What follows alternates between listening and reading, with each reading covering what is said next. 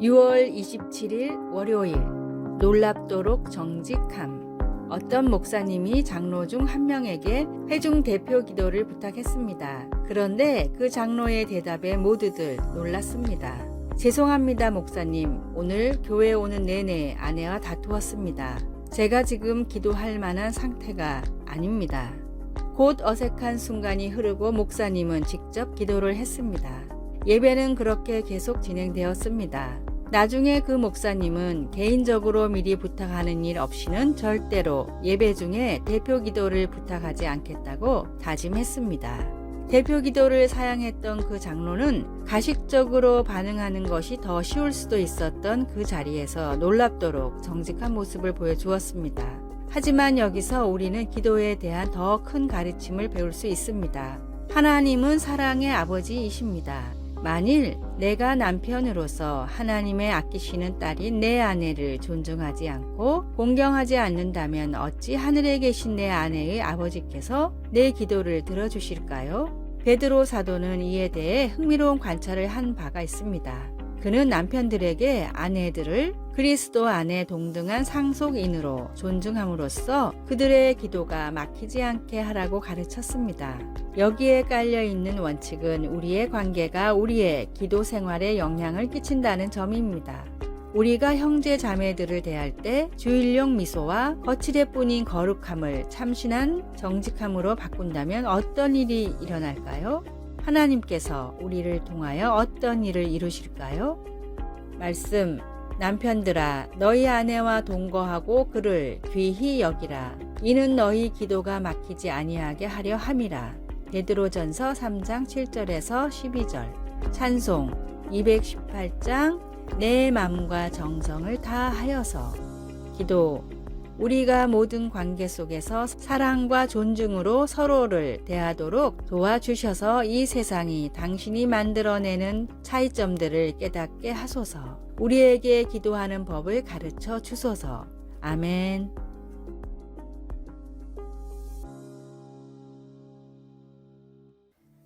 (6월 28일) 화요일 런치 레이디의 탄생. 미국의 유명 만화가 자렛 크로자스카가 모교인 초등학교를 찾았습니다. 그런데 몇십 년 전에 급식 아줌마가 아직도 일하는 것을 보고는 자기도 모르게 아직도 여기서 일하고 계시네요 라고 말을 걸었는데 놀랍게도 그 아줌마는 자렛을 기억하고 있었습니다. 그렇게 오랜 시간 아줌마와의 대화가 이어졌습니다. 그리고 그 아줌마가 가족을 위해 이 일을 한다는 것도 이 일에 자부심을 가지고 있다는 것도 알게 되었습니다. 집으로 돌아간 자렛은 이 만남을 통해 학교에 찾아오는 돌연변이 악당들을 퇴치하는 영웅 런치 레이디라는 작품의 힌트를 얻었고 작품이 나오자마자 그 아줌마에게도 보내주었습니다. 그런데 이 한 권의 책이 놀라운 반향을 일으켰습니다. 그림책이 인기가 높아지며 전국의 영양사와 급식 아줌마들이 자부심을 갖기 시작했습니다. 영양사협회는 런치 레이디의 날을 제정했으며 급식 아줌마들은 스스로 모여 소외받는 아이들을 찾아다니며 밥을 해주는 봉사를 시작했습니다. 자렛이 그림책을 보내준 급식 아줌마는 유언으로 런치 레이디를 자신의 관에 함께 넣어달라고 했을 정도였습니다. 하나님이 창조하셨기에 소중하지 않은 사람은 한 명도 없습니다. 오늘의 말씀, 기름과 향이 사람의 마음을 즐겁게 하나니 친구의 충성된 권고가 이와 같이 아름다우니라. 잠언 27장 9절. 오늘의 찬송 436장 나 이제 주님의 새 생명 얻은 몸. 오늘의 만나 소외된 자들의 친구가 되어주고 이야기를 들어주게 하소서. 오늘 만나는 사람들을 하나님의 귀한 자녀로 생각하십시오.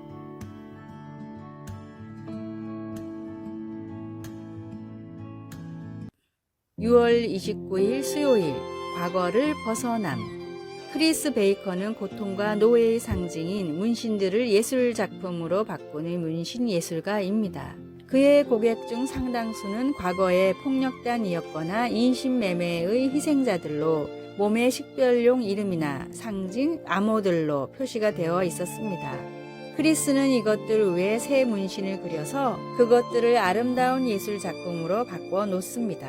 크리스 베이커가 피부 위에 하는 일을 예수님은 영원해 하십니다. 주님은 우리 모습 그대로를 받아들이고 우리를 변화시켜 주십니다. 성경은 누구든지 그리스도 안에 있으면 새로운 피조물이라 이전 것은 지나갔으니 보라 새 것이 되었도다 라고 말씀합니다. 주님을 알기 전에 우리는 어떻게 되든 욕심이 이끄는 대로 살고 우리 삶도 그런 모습을 그대로 보여줍니다. 그러나 우리가 회개하고 그리스도와 함께 걷기 시작하면 예전에 우리를 지배하던 욕정과 유혹은 이전 것이 되어 사라져 버립니다. 모든 것이 하나님께로서 났으며 그가 그리스도로 말미암아 우리를 자기와 화목하게 하시고 그렇지만 새 사람으로서의 삶이 언제나 쉬운 것은 아닙니다. 옛 습관을 끊어버리는 데에는 시간이 많이 걸리기도 합니다.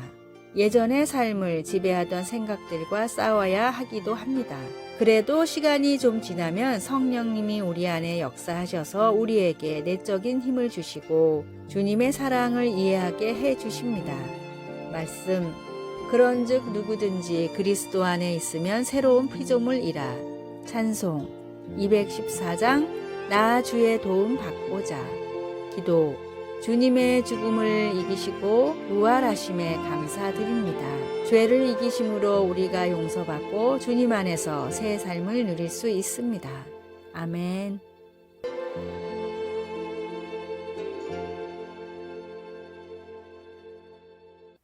6월 30일 목요일 걱정을 걸어두는 나무.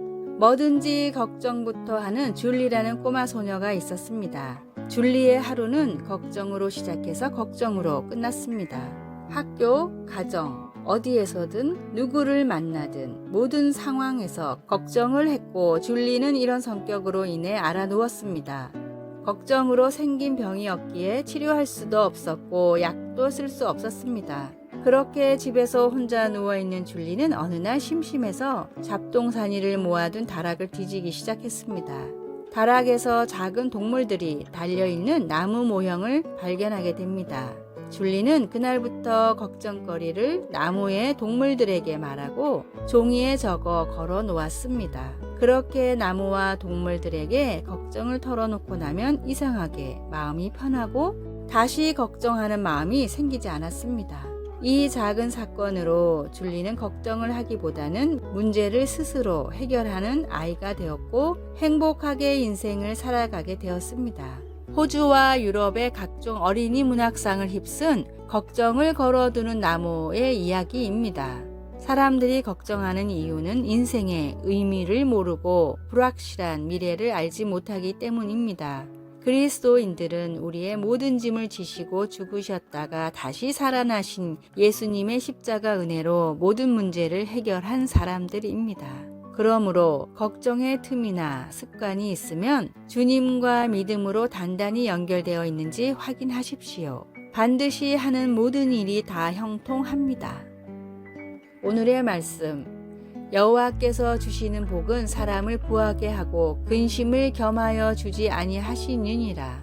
잠언 10장 22절. 오늘의 찬송 413장 내 평생에 가는 길. 오늘의 만나 불확실한 미래에 두려워 말고 구원의 확신에 기뻐하십시오.